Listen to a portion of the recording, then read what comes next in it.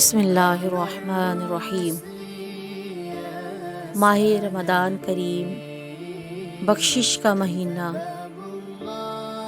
اپنے گناہوں سے اللہ کریم کی بارگاہ میں سچی توبہ کرنے کا مہینہ۔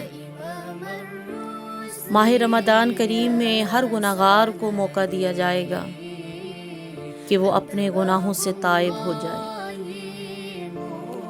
مگر تائب ہونے کے لیے حضور نبی کائنات محمد مصطفیٰ صلی اللہ تعالیٰ علیہ وآلہ وسلم کے معمولات میں سے آپ کا ایک بہترین معمول اپنانا ہوگا۔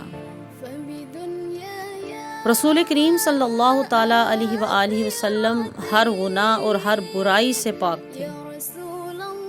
آپ کبھی برائی کے نزدیک بھی نہیں گئے، مگر اس کے باوجود بھی آپ صلی اللہ تعالیٰ علیہ وآلہ وسلم کا یہ معمول تھا کہ آپ اللہ تعالیٰ کی بارگاہ میں کئی مرتبہ استغفار کرتے، اپنی امت کے لیے فکر مند رہتے، امت کے لیے اللہ کی بارگاہ میں دعائیں اور استغفار کرتے رہتے، اور دوسروں کو بھی استغفار کرتے رہنے کی تلقین فرماتے۔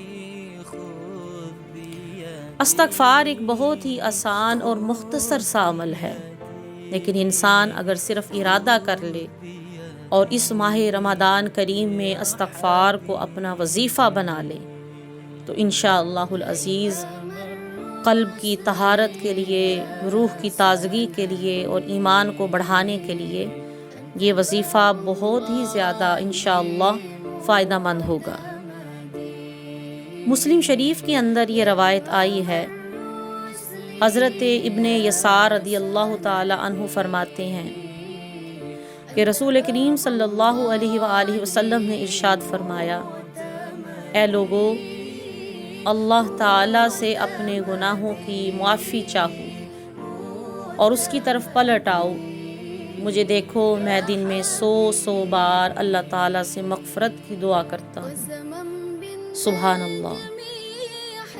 طبرانی میں ایک روایت آئی ہے، حضرت سلمہ رضی اللہ تعالی عنہا سے مروی ہے کہ میں نے عرض کیا، یا رسول اللہ صلی اللہ علیہ وآلہ وسلم، مجھے چند کلمات بتا دیجئے مگر زیادہ نہ ہوں۔ آپ صلی اللہ علیہ وآلہ وسلم نے فرمایا، 10 مرتبہ اللہ اکبر کہو۔ اللہ تعالیٰ فرماتا ہے کہ یہ میرے لیے ہے۔ 10 مرتبہ سبحان اللہ کہو، اللہ تعالیٰ فرماتا ہے کہ یہ میرے لیے ہے۔ اور کہو اللہم اغفر لی، اللہ تعالیٰ فرماتا ہے کہ میں نے مغفرت کر دی۔ سبحان اللہ۔ تو اس قدر آسان اور صرف 2 الفاظ کے اوپر مشتمل یہ استغفار ہے، بڑی ہی آسانی کے ساتھ ہر عام و خاص اس کو اپنی لائف میں اپنا سکتا ہے۔ اللہم اغفر لی، اللہم اغفر لی، اللہم اغفر لی۔ بیٹھے اٹھے کھڑے ہر وقت اس ماہ رمضان کریم میں اس کو اپنی زبان کے اوپر جاری رکھیں، اللہم اغفر لی، اللہم اغفر لی۔ اصل حقیقت یہ ہے کہ امت کو اس وقت اسی چیز کی ضرورت ہے، جس قدر گناہوں کی کثرت ہو چکی ہے۔ ہر عام و خاص، ہر نیک و بد کے لیے ضروری ہے کہ یہ 2 الفاظ اپنی زبان پہ جاری رکھے۔ ہر پڑھا لکھا اور ان پڑھ اس کو آسانی کے ساتھ اپنا لائف سٹائل بنا سکتا ہے۔ اللہم اغفر لی، اللہم اغفر لی، اللہم اغفر لی۔ ابو داؤد میں ایک روایت آئی ہے، حضرت زید رضی اللہ تعالی عنہ سے مروی ہے کہ انہوں نے رسول کریم صلی اللہ علیہ وآلہ وسلم کو یہ فرماتے ہوئے سنا کہ جو شخص یہ کہے، استغفر اللہ الذی لا الہ الا هو الحی القیوم واتوب الیہ، اس کی مغفرت کر دی جائے گی اگرچہ وہ میدان جہاد سے بھاگا ہو۔ اللہ اکبر۔ اس قدر آسان جملہ، مگر اگر اللہ کی بارگاہ میں صدق دلی سے رجوع کرتے ہوئے اس کو کثرت کے ساتھ اس رمضان کریم میں اپنایا جائے، استغفر اللہ الذی لا الہ الا هو الحی القیوم واتوب الیہ، تو انشاءاللہ العزیز اس کی برکت سے اللہ تعالیٰ سچی توبہ کی توفیق عطا فرمائیں گے اور قلوب کے اوپر جو زنگ موجود ہیں وہ اتر جائیں گے۔ اب یہاں پہ یہ سوال پیدا ہوتا ہے کہ آخر وہ کیا وجہ ہے کہ جس کی وجہ سے میں آپ کی خدمت میں عرض کر رہی ہوں کہ اس رمضان آپ استغفار کی کثرت رکھیں۔ اس کے لیے حدیث آپ کے سامنے موجود ہے۔ حدیث ابن ماجہ صحاح ستہ میں سے ایک کتاب، اس کے اندر یہ روایت موجود ہے۔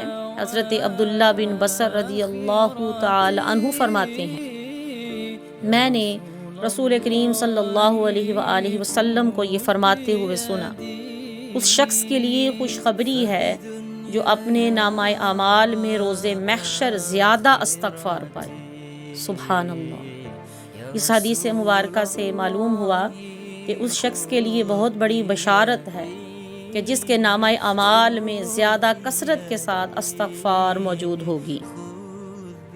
اس حدیث کی بہت ساری ایکسپلینیشن ہے، مگر آسان آپ کی خدمت میں عرض یہ ہے کہ زیادہ استغفار اس چیز کی علامت ہے کہ یہ شخص عاجزی کرنے والا تھا، انکساری کرنے والا تھا، گو گناہگار تھا مگر اپنے رب کی طرف رجوع کرنے والا تھا، اللہ سے ڈرنے والا تھا۔ تو ان وجوہات کی وجہ سے اللہ کریم اسے بہت بڑا انعام عطا فرمائیں گے۔ اس ماہ رمضان کریم میں آپ یہ کوشش کریں کہ استغفار ہم سب کی عادت بن جائے۔ ابو داؤد شریف میں یہ روایت موجود ہے، حضرت عبداللہ ابن عباس رضی اللہ تعالی عنہ سے مروی ہے۔ رسول کریم صلی اللہ علیہ وآلہ وسلم نے فرمایا، جو شخص پابندی سے استغفار کرتا رہتا ہے، اللہ تعالیٰ اس کے لیے ہر تنگی سے نکلنے کا راستہ بنا دیتا ہے، ہر غم سے اسے نجات عطا فرماتا ہے، اور اسے ایسی جگہ سے رزق عطا فرماتا ہے جہاں سے اس کو گمان بھی نہیں ہوتا۔ اللہ اکبر۔ تو گویا کہ صرف اس ایک حدیث میں اس وقت مسلمانوں کے جتنے بھی مسائل ہیں ان تمام مسائل کا حل بتا دیا گیا ہے، اور وہ کیا ہے؟ ہر تنگی سے نکلنے کا راستہ استغفار، ہر غم سے نجات استغفار، اور رزق کی بھی جتنی تنگیاں ہیں ان ساری تنگیوں کو دور کرنے کا ایک ہی علاج، اور وہ کثرت کے ساتھ استغفار ہے۔ تو اگر صرف استغفار پڑھنے سے اور استغفار کو اپنی عادت بنانے سے یہ سارا کچھ اللہ تعالیٰ عطا فرما دیتے ہیں، تو اس ماہ رمضان کریم سے آپ اس عادت کو شروع کریں اور پھر تا حیات اس عمل کو اپنی زندگی میں جاری رکھیں۔ مسند امام احمد بن حنبل میں یہ روایت موجود ہے، مشکات میں موجود ہے، اور حاکم میں اس حدیث کے راوی حضرت ابو سعید رضی اللہ تعالی عنہ سے روایت ہے۔ رسول کریم صلی اللہ علیہ وآلہ وسلم نے ارشاد فرمایا، بلا شبہ شیطان نے کہا، اے پروردگار، مجھے قسم ہے تیری عزت کی، میں تیرے بندوں کو بہکاتا رہوں گا جب تک کہ ان کی روحیں ان کے جسموں میں رہیں گی۔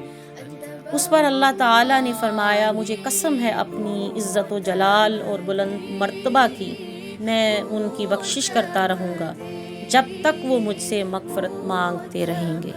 اللہ اکبر۔ تو آپ کی خدمت میں میرا پیغام یہی ہے کہ استغفار کو اپنا معمول بنائیں تا حیات کا۔ انشاءاللہ اس کی برکات کثیرہ کا ظہور آپ اپنی زندگی میں خود دیکھیں گے۔